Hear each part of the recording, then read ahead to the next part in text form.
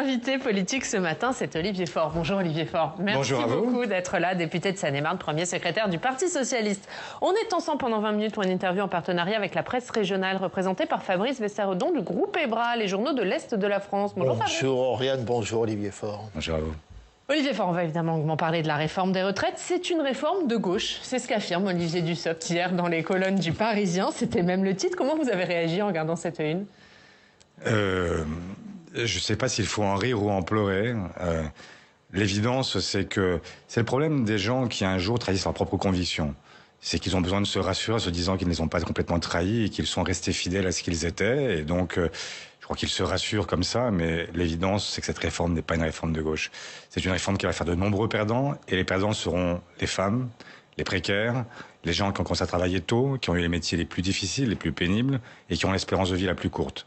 Je ne vois là aucun lien avec la gauche. Lui il dit qu'il n'y a aucun perdant, qu'il y a des mesures sur la pénibilité, qu'il y a des mesures sur les carrières longues, et qu'un gouvernement social-démocrate aurait très bien pu la porter.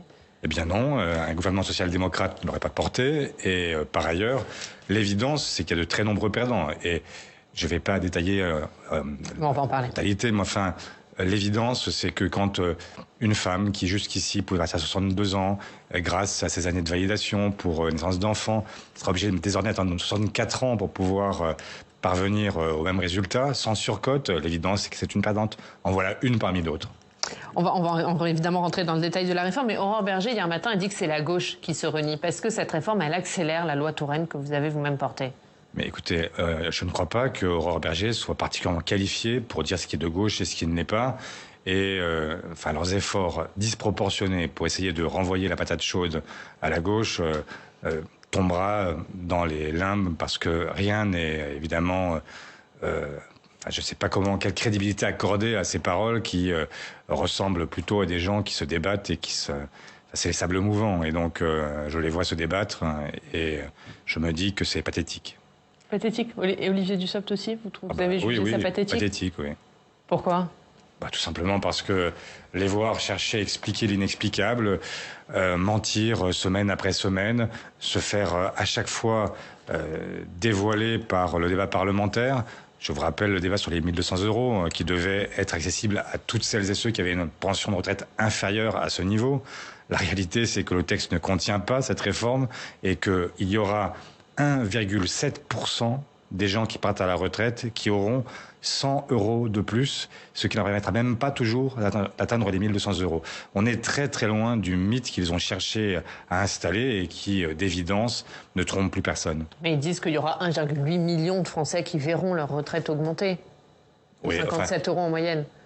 Oui, alors déjà, dont la moitié entre 70 et 100 €. On est passé de 1 200 à donc 57 €. Vous voyez quand même la différence. Et donc, 1,8 million sur le stock, c'est pas grand monde. On va parler de l'examen du texte au Sénat, Fabrice ? Oui, avec des républicains qui pèsent lourd dans la discussion depuis le début déjà à l'Assemblée. Qu'est-ce que ça dit de notre paysage politique, le fait qu'aujourd'hui la droite pèse plus lourd finalement que les forces de gauche ?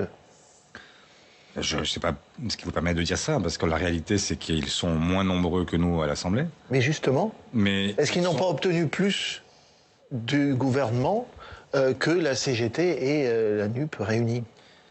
Je ne sais pas ce qu'ils ont obtenu. Peut-être me direz-vous ce qu'ils ont obtenu. Moi, je ne vois pas grand-chose. Et par ailleurs, même s'ils obtenaient quelque chose, ils ne l'obtiendraient que parce que la pression est mise par la gauche et par la rue, et par le monde syndical qui accomplit un travail extraordinaire de mobilisation et qui monte graduellement son niveau de mobilisation et qui permet de mettre la pression sur le gouvernement. Mais sur le fond du texte, vous avez regardé sans doute l'examen au Sénat depuis jeudi. Alors la gauche parle beaucoup, mais c'est un débat qui se fait sur le fond, dans une ambiance cordiale, avec de réels arguments. Est-ce que vous regrettez que ça ne se soit pas passé pareil à l'Assemblée nationale ? Bon, écoutez, d'abord, il y avait de vrais arguments à l'Assemblée. Ne laissez pas dire qu'il n'y avait pas d'arguments. Il y avait parfois de la véhémence, parfois il y a eu des sorties de route que tout le monde a condamnées. Trop, oui, bien sûr. mais bien sûr que le débat de fond a eu lieu. Et c'est justement le débat à l'Assemblée, je pense par exemple à Jérôme Guedj et ses contrôles sur pièce et sur place, qui ont permis de démasquer ce que le gouvernement disait sur les 1200 €. Voilà un exemple parmi d'autres qui a montré que le débat de fond a pleinement existé et nous avons parlé de, même si nous n'avons pas été jusqu'à l'article 7, tout a été évoqué, et y compris les 1100 € qui sont à l'article 10 et qui pourtant ont été évoqués dans le débat. Sur un plan démocratique, ça reste quand même pour vous un problème de ne pas avoir pu aller jusqu'à l'article 7. Moi, je souhaitais qu'on puisse aller à l'article 7, mais le débat ne l'a pas permis. Je dirais quand même que... Le débat ne l'a pas permis ou la stratégie de vos alliés ne l'a pas permis? Les deux, capitaine, parce que la réalité, c'est que quand même, si on revient au démarrage, le gouvernement abuse d'un article de la Constitution qui est le 47-1. La réalité, c'est que c'est la première fois qu'une réforme est réalisée dans ces conditions-là, une réforme des retraites. Et donc, ça leur permettait de dire, il y a eu 9 petits jours, et même pas des jours complets, des jours qui étaient pour part des demi-journées, pendant lesquels nous avons discuté d'une réforme qui va modifier le sort, la vie de millions de Français pendant les prochaines décennies. Est-ce que vous trouvez légitime qu'un gouvernement refuse à ce point-là le débat et crée en fait les conditions du désordre? Parce que la réalité, c'est qu'il crée la colère au fur et à mesure. On a un pays qui se refuse à 93% pour les actifs, aux 2 tiers des Français, tous confondus, et qui disent clairement qu'ils sont contre cette réforme, et le gouvernement cherche à passer en force et à tout faire pour continuer à se considérer, pour le président en tout cas, à se considérer comme Jupiter. Non, les Français ne veulent plus de Jupiter et le lui ont signifié clairement au moment des élections législatives, puisqu'ils ne lui ont pas accordé de majorité absolue. Et malgré cela, voilà un président qui considère qu'il n'a pas écouté les Français. C'est là le déni démocratique. Depuis le début de l'examen au Sénat, depuis jeudi, la gauche monopolise quasiment la parole, avec des motions, avec de nombreux amendements. Vous êtes dans une forme d'obstruction plutôt cordiale? C'est comme ça que vous la qualifierez, la stratégie des socialistes et de la gauche? Mais d'abord, il n'y a pas d'obstruction, puisque la réalité de l'obstruction, c'est qu'habituellement, elle sert à bloquer un texte, et donc à faire en sorte qu'il ne puisse pas être adopté. La réalité, c'est que avec la procédure utilisée par le gouvernement, au bout de 50 jours, il peut même procéder par ordonnance. Ce qui est là, quand même, le comble du déni démocratique, pour revenir à ce qu'on disait juste précédemment. Et donc, il y a là la volonté, dans le débat parlementaire, d'asseoir un certain nombre d'arguments, et donc de prendre le temps de les assumer. Parce que la réalité, c'est que vous avez un débat parlementaire pourrait prendre 1 heure, parce que la réalité, c'est que si on devait simplement dire une seule fois, voilà ce qu'on pense et voilà ce que vous pensez, à la fin de la discussion générale, c'est terminé. Donc au bout, doit aller donner 2 heures, 3 heures, et puis c'est fini. Et donc le débat permet, justement par la répétition, par aussi les coups d'éclat et par le harcèlement du gouvernement de faire émerger la vérité. S'il n'y avait pas ce débat parlementaire, il y a beaucoup de sujets, mais qu'on n'aurait jamais vu. On n'aurait jamais compris que cette réforme allait prélever les 17,7 milliards d'économies, principalement sur les femmes. Ce sont les femmes qui, aux 2 tiers, vont payer, parce qu'elles ont des carrières hachées, parce qu'elles ont des salaires plus faibles, qui vont payer cette réforme. Les 2 tiers de ces économies sont payés par les femmes. Un mot justement sur les femmes, puisque au Sénat, Bruno Retailleau souhaite qu'il y ait une surcote pour les mères de famille après 63 ans, qui bénéficient d'une surcote de 5% pour aller jusqu'à 64 ans. Vous voterez, les socialistes voteront cet amendement? Mais vous vous rendez compte que ce que propose Bruno Retailleau, c'est, en fait, on avait prévu de vous faire très mal, on va faire un peu moins mal et il faudrait applaudir. Non, je l'applaudis pas. Je considère que, en fait, c'est une mauvaise manière faite aux femmes, parce que la réalité, c'est que vous dites après 63 ans, mais aujourd'hui, à 62 ans, elles peuvent partir à la retraite et avoir, si elles continuent, en fait, jusqu'à 62, 63, 64, 65 ans, par leur seule volonté, elles ont là droit à une surcote qui est plus élevée que celle que propose Bruno Retailleau. Donc c'est vraiment le miroir aux alouettes. On nous raconte des histoires. Et donc là où on voudrait mettre quelques petites compensations pour essayer de nous faire croire que les choses vont se passer un peu mieux que prévu, non, les choses ne vont pas se passer mieux que prévu. En réalité, elles se passent très mal et c'est simple à comprendre. Le gouvernement veut prélever 17,7 milliards sur les retraités. Ça suppose qu'il y ait des perdants et notamment des perdantes. Donc ça veut dire que vous ne voterez pas cet amendement? Que vous ne souhaitez pas que les socialistes ne votent cet amendement? Ça veut dire que je ne souhaite pas que nous votions tout simplement la réforme. Oui, ça on a bien compris, mais sur cet amendement. Non, mais on ne vote pas la réforme, et on ne vote pas les amendements de cette nature ne sont pas des vraies compensations, et donc ça trompe l'œil. Pour revenir à votre stratégie, vous dites que ce n'est pas de l'obstruction, mais est-ce que quand même le souhait des socialistes, c'est que dimanche soir, minuit, il n'y ait pas de vote sur ce texte? Non, je ne souhaite... le débat se tiendra comme il doit se tenir, et on verra en fonction de l'avancée des débats. J'ai pas à donner de conclusion. Moi, je souhaite que... On imagine que vous en avez parlé avec Patrick Kanner, le président du groupe. Oui, mais je ne vois pas... d'abord, même si on avait déjà pris une décision, on ne la révélerait pas. Et par ailleurs... ça veut dire qu'il y en a une, il y a une stratégie. Il y a une stratégie, mais elle n'a pas à être dévoilée prématurément. Et par ailleurs... au fond, qu'est-ce que ça change? Ça change pas grand-chose. La réalité, c'est que tout le monde sait que la droite si le Sénat vote le texte, c'est pas la même chose que s'il n'y a pas de vote, s'il n'y a aucun vote dans aucune des deux chambres. C'est sûr. Mais ce que l'on sait, c'est que ici, la droite est majoritaire et que la droite soutient la réforme du gouvernement. Donc, au fond, on est déjà enseigné sur la nature des positions des uns et des autres. Mais justement, est-ce que ça ne va pas affaiblir la contestation, qu'il y ait un vote du Sénat? Est-ce que ce n'est pas ça votre stratégie, d'empêcher ce vote pour continuer à entretenir la contestation? Je ne crois pas que quoi que ce soit de nature à empêcher, entraver la contestation. Je crois que la mobilisation est très forte. J'étais... comme beaucoup d'autres, sur les marchés ce week-end, dans ma circonscription, et je vois ce que les gens me disent. Et qu'est-ce qu'ils me disent? Ils me disent, vous vous rendez compte? Et moi, je suis dans une circonscription, il y a beaucoup de caristes, beaucoup d'entrepôts, beaucoup d'entrepôts logistiques. Tous ces gens me disent, mais vous vous rendez compte? En fait, ils veulent me faire travailler 2 ans de plus, mais comment on va faire? Comment est-ce qu'on va y arriver? Alors même que d'ailleurs déjà, après 55 ans, c'est très difficile de retrouver un emploi parce qu'on n'a pas la fraîcheur de l'âge, parce que on est renvoyé séance tenante, et vous voulez qu'on tienne jusqu'à 64 ans, mais comment on va faire? Eh bien, c'est ça la question. Et donc, les gens qui aujourd'hui contestent tout simplement leur droit à une existence en bonne santé à un moment où c'est encore possible. Et cet âge charnière qui est celui de la retraite aujourd'hui, c'est l'âge au cours duquel on peut s'occuper des petits-enfants, des parents souvent devenus dépendants, et puis c'est aussi le moment où on s'investit dans la vie associative, dans la vie démocratique, en étant élu dans les conseils municipaux, etc. Et donc cet âge-là, eh bien, il faut le préserver à tout prix. C'est l'esprit même de la réforme au lendemain de la Seconde Guerre mondiale. Et je m'arrête un instant pour dire que au lendemain de la Seconde Guerre mondiale, nous sommes dans un pays qui est exsangue, ruiné. Et c'est pourtant ce moment-là qui est choisi pour mettre en place cette assurance collective qui permet à tout le monde de vivre une vieillesse dans de bonnes conditions. C'était la première fois depuis le début de l'humanité. C'est l'une des plus grandes et des plus belles réformes que nous ayons eu à accomplir dans le siècle passé. Et c'est cette réforme-là sur laquelle le gouvernement veut revenir. Justement, sur le report de l'âge, c'est l'article 7. Il semble y avoir un accord entre les sénateurs pour que cet article 7 soit examiné après la journée de mobilisation. On parle d'un examen dans la nuit de mardi à mercredi. Est-ce que vous souhaitez que ça soit examiné dans la nuit, alors que la gauche en fait le point d'orgue de cette discussion? De manière générale, moi j'aime bien que les débats se passent en plein jour, parce que c'est le meilleur moyen, d'abord, de permettre aux citoyens qui veulent suivre ces débats de pouvoir le faire. Et les débats à l'Assemblée comme au Sénat sont publics, parce qu'on doit en permanence rendre des comptes à des gens qui nous ont élus. Et donc, moi, je souhaite effectivement que ça se passe plutôt en plein jour et plutôt de manière claire pour que ce soit pas dans le silence et l'obscurité que se joue un débat qui est l'un des plus importants sur ce texte de loi. Donc pas jusqu'au bout de la nuit de mardi à mercredi. Non, vous allez en discuter là aussi avec... ça ne me paraît pas être de bonne facture.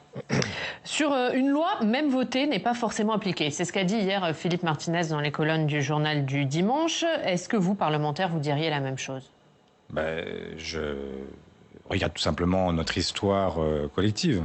Et je me rappelle que le CPE fut adopté et malgré tout pas promulgué par Jacques Chirac, qui avait compris, tardivement, mais qui avait fini par comprendre que ce projet, devenu loi, ne pouvait pas être appliqué parce qu'elle n'avait pas l'assentiment de la population. Et donc, c'est vrai que ça peut arriver, c'est rare, mais ça peut arriver. Et là, en l'occurrence, je répète qu'on a les 2 tiers des Français, 93% des actifs. Ce matin, j'ai regardé dans le sondage produit par l'Humanité que les 2 tiers des Français sont même pour la grève reconductible. C'est extrêmement rare. Moi aussi, bien sûr. Vous êtes pour la grève reconduite? Oui, ça c'est quand même une vraie question, parce qu'avant la nuit de mardi à mercredi, dont on parle à l'instant, il y a la journée de mardi. La France à l'arrêt, selon l'expression consacrée depuis quelques semaines. Est-ce que vous pensez qu'au-delà de cette journée de mardi, il faudra poursuivre le mouvement? D'abord, voire le durcir? moi, je ne suis pas syndicaliste, donc ce n'est pas moi qui donne les consignes aux syndicats. Vous pouvez donner une tonalité. Mais je vous ai dit à l'instant que j'étais favorable à ce que le mouvement se prolonge, parce que quand on a un gouvernement qui fait la sourde oreille, eh bien, il faut répéter souvent plus fort. Voilà. Et donc, mais ce n'est pas moi qui décide, ce sont les grévistes eux-mêmes qui choisiront de reconduire jour après jour leur propre mouvement. Et moi, je les accompagnerai, mais je les suivrai aussi longtemps qu'il le faudra, parce que je pense qu'effectivement, ce gouvernement ne comprend qu'une seule chose, c'est le rapport de force, et donc il faut l'installer. Mais Gabriel Attal, il dit que ce mouvement, ce blocage, si blocage il y a, ça va pénaliser les travailleurs. Il n'a pas raison?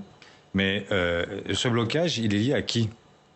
Il faut renvoyer en fait la responsabilité au gouvernement lui-même. C'est lui qui bloque le pays par sa réforme que personne ne veut.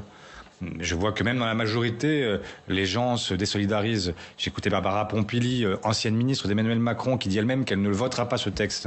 Ben, ça devrait quand même éclairer le gouvernement. Si même sa propre majorité, les gens ne veulent pas le voter. Vous avez lu aussi, comme moi, c'est tous ces témoignages de députés de Renaissance qui expliquent qu'ils étaient très heureux de ne pas aller à l'article 7 parce qu'ils n'avaient pas à voter l'article 7 et qu'ils ne veulent pas le voter. Bon ben voilà, donc personne ne veut de ce texte, donc il est temps que le gouvernement et que le président entendent raison. Bloquez tout ce que vous pouvez, c'est le message qui est lancé par Jean-Luc Mélenchon à la jeunesse, et Louis Boyard, qui est député de la France Insoumise, lance lui un blocus challenge. Les étudiants et lycéens doivent poster leur plus belle photo de blocage, et la photo tirée au sort viendra, enfin celui qui a posté la photo viendra visiter l'Assemblée. Vous cautionnez ce genre de processus? Moi je considère que la lutte sociale n'est pas un jeu. Et que malheureusement, depuis la campagne présidentielle où le mouvement du président de la République avait lui-même lancé des challenges avec pour remplir les salles, avec des lots, etc. Tout ça ne me paraît pas... C'est quoi, c'est une instrumentalisation? Non, selon vous? C'est une forme... de déviation. Moi, je n'aime pas le débat public quand il se transforme en jeu. Ce n'est pas un jeu. Et je vois que de Renaissance et Mme Braun-Pivet qui donne des leçons devrait se rappeler de ce que c'est son propre mouvement qui a lancé ce type d'activité. Moi, je considère qu'il n'y a pas de challenge. Mais il abîme la fonction de parlementaire, il abîme l'institution Assemblée nationale. Je ne dirais pas qu'il abîme quoi que ce soit. Je dirais que la créativité a toute sa place dans le débat, mais enfin, parfois, elle doit trouver ses propres limites. Avec quand même, pour tous, une vraie préoccupation, c'est celle de mobiliser la jeunesse. Oui, absolument. Là, il faut mobiliser la jeunesse. Et je partage ce point de vue avec toutes celles et ceux qui, aujourd'hui, cherchent à les mobiliser. Et notamment les syndicats étudiants. Pourquoi? Parce que la réalité, c'est que si vous faites durer plus longtemps les gens dans l'emploi, si c'est possible, eh bien, vous privez en fait toutes celles et ceux qui cherchent à rentrer sur le marché de l'emploi de places qu'ils pourraient occuper. Et donc, cette question-là nous occupe toutes et tous. Et par ailleurs, je pense que tous les étudiants ont des parents qui les voient aussi trimer et qu'ils savent ce que ça représente. Et donc, il y a une solidarité intergénérationnelle à assumer. Fabrice. Oui, on évoquait à l'instant, il y a 2 minutes, la cohabitation avec la NUP, enfin dans la NUP, avec notamment la France Insoumise. Est-ce que cette cohabitation est encore possible après ce qui s'est passé à l'Assemblée nationale et ce désaccord sur la forme, au moins, avec la France Insoumise? Bon, je vois que ce qui est formidable, c'est que ça fait 15 jours, et ça fait 15 jours qu'on ne parle que de ça. En fait, la réalité, c'est que c'est pas la première fois qu'il y a des désaccords entre la France Insoumise et les autres groupes de la NUPES. Et on a vous aspirez à être à nouveau un parti de gouvernement. Mais nous sommes un parti de gouvernement. Sur la forme, là, vous n'y parvenez pas. Mais je vous ai... Enfin, on n'y parvient pas. Si on était honnête, la réalité... Vous l'êtes. Oui.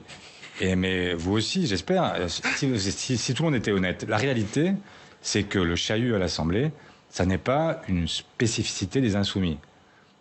Je me rappelle du débat tonitruant sur le mariage pour tous en 2012, qui a été un débat où les noms d'oiseaux ont circulé assez largement, où même le qualificatif d'assassin a été utilisé, que Christiane Taubira a été moquée, conspuée, hué dans des conditions qui étaient largement supérieures à ce qu'on a connu dans le débat sur les retraites. Et je pourrais continuer jusqu'aux 35 heures où Martine Aubry a subi les sarcasmes pendant des semaines, des mois de toute la droite parlementaire.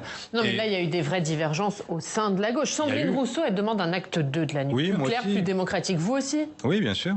Je souhaite que nous puissions réfléchir à la meilleure façon de continuer ensemble. Mais quand je vous dis ça, je vous dis à la fois la meilleure façon de continuer ensemble et chaque mot compte. C'est-à-dire que moi, je souhaite continuer dans le rassemblement de la gauche et des écologistes. Je souhaite que nous puissions faire mieux, selon la formule consacrée, et permettre donc à la gauche d'incarner une alternative. Pourquoi je dis ça?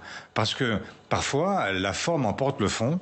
Et malheureusement, dans ces cas-là, eh bien, on laisse imaginer que l'alternative à 10 ans de macronisme pourrait être l'extrême droite. Et moi, je souhaite que la gauche soit présente au deuxième tour de l'élection présidentielle, qu'elle fasse face à la droite ou à l'extrême droite et qu'elle puisse l'emporter. Et ça suppose que nous puissions nous mettre dans un état d'esprit qui est celui d'une gauche qui s'apprête déjà à gouverner, ce qui suppose parfois d'avoir une forme qui soit différente de celle qu'on a connue. Mais c'est-à-dire, ça veut dire quoi? Qu'il faut qu'il y ait des votes communs? Qu'il faut qu'il y ait moins d'hégémonie de la France insoumise? Ça veut dire que nous sommes une coalition, et dans une coalition, on s'écoute les uns les autres, on cherche à avancer, et la réalité, c'est que le plus souvent, nous y parvenons. Nous avons sur ce... Là, vous n'y êtes pas parvenus. LFI n'a pas écouté les socialistes, les communistes, les écologistes. Vous étiez tous les trois d'accord. Oui, c'est vrai, mais de la même façon que il arrive parfois que les socialistes n'écoutent pas non plus ce que, je pense à un débat comme celui sur l'OTAN. Si on avait voté en la NUP, eh bien, les insoumis et les communistes refusant l'entrée de la Suède et de la Finlande dans l'OTAN, on aurait été conduits à suivre cette position. Nous ne l'avons pas souhaité. Donc, je suis pour l'autonomie des différents groupes qui composent la NUPES, mais je souhaite qu'on travaille mieux ensemble et que parfois sur des questions qui sont des questions non pas de fond, mais des questions d'ordre tactique, on puisse là avoir une cohésion plus forte que celle que nous avons connue. Est-ce que Jean-Luc Mélenchon tient ses troupes, selon vous? Oh, mais moi, je ne suis pas là pour donner des bons points aux uns et aux autres.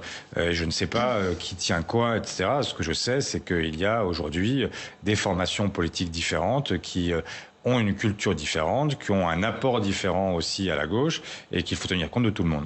Il y a des sénatoriales qui arrivent dans moins de 6 mois. Est-ce que vous souhaitez des listes communes avec la France insoumise? Patrick Kanner, il n'est pas franchement pour. Mais moi, je souhaite qu'on fasse ce qui est efficace. C'est-à-dire que je souhaite qu'on puisse avoir le plus grand nombre de sénatrices et de sénateurs. Et j'ai bien dit de sénatrices et de sénateurs. Et donc, ça veut dire plus de candidates. Ça veut dire plus de candidates, absolument. Ça veut dire la parité.